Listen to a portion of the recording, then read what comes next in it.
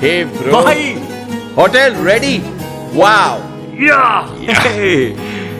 दारू छोड़ दी ना? Right bro. ऐसी लड़की मिली है ना कि हमेशा के लिए छोड़ दी है। और अगर ये नहीं मिली ना तो जीना भी छोड़ दूंगा। क्यूट ना? हंसता हुआ ये चेहरा बस नजर का धोखा है। तुमको क्या खबर कैसे आंसुओं को रोका है। ओ तुमको क्या खबर कितना मैं रात से डरता हूँ। 100 दर्द जाग उठते हैं जब ज़माना सोता है। हाँ तुम पे उंगलियां ना उठे इसलिए गम उठाते हैं। दिल पे जख्म खाते हैं। दिल पे जख्म खाते हैं और मुस्कुराते हैं। दिल पे जख्म खाते हैं और मुस्कुराते हैं।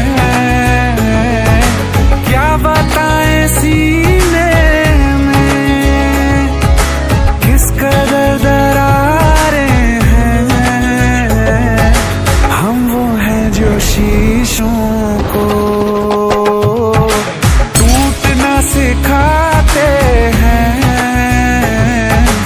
दिल पे जख्म खाते हैं। बेटा, बड़े घर के रिश्ते बार बार नहीं आते, मेरा मान रख ले प्लीज।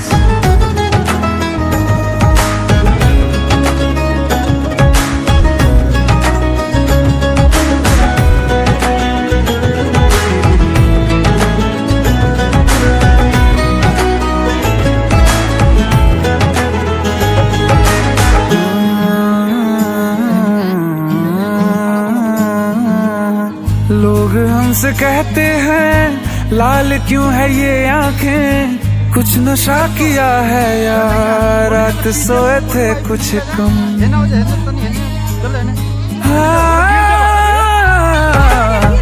लोग हमसे कहते हैं लाल क्यों है ये आंखें। कुछ नशा किया है या रात सोए थे कुछ कम। क्या बताएं लोगों को कौन है जो समझेगा। रात रोने का दिल था फिर भी रो न पाए हम। दस्तके नहीं देते हम कभी तेरे दर पे। तेरी गलियों से हम यूं ही लौट आते हैं। दिल पे जख्म खाते हैं।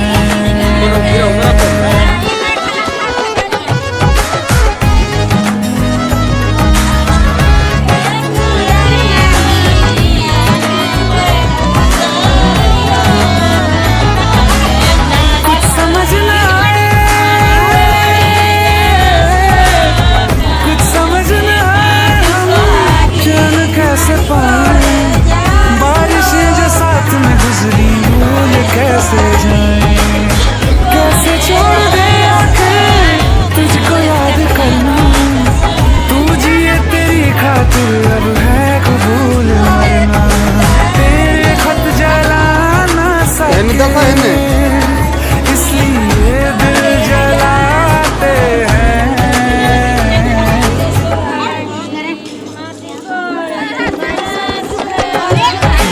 दिल पे जख्म खाते हैं और मुस्कुराते हैं। हम वो हैं जो शीशों को टूटना सिखाते हैं। दिल पे जख्म खाते हैं और मुस्कुराते हैं। दिल पे जख्म खाते हैं।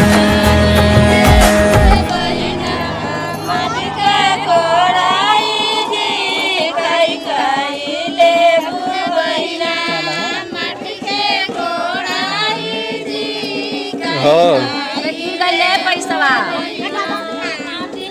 पैसा नहीं पैसा बगली में धो लेते बगली में धो ले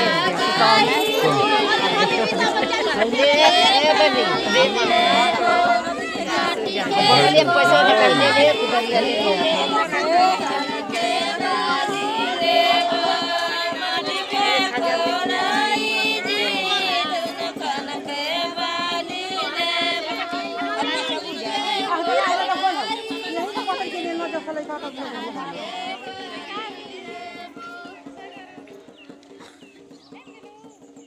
सब हो गई सब हो गई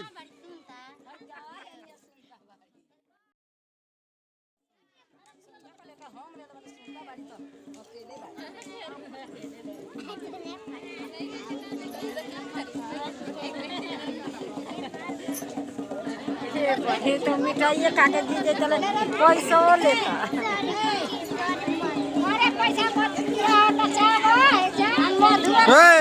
हो गई कुली मैंने दू ठोरो में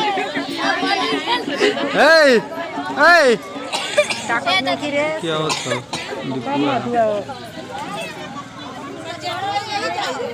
बड़की माई ओए बोल भी तो ये तीन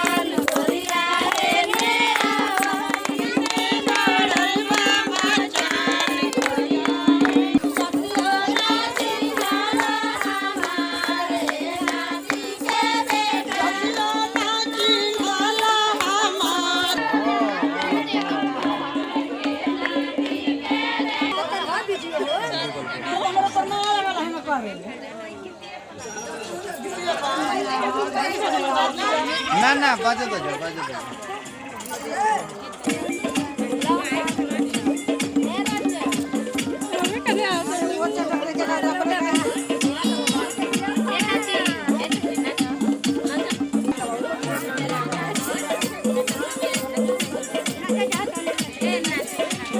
मैंने देख के हो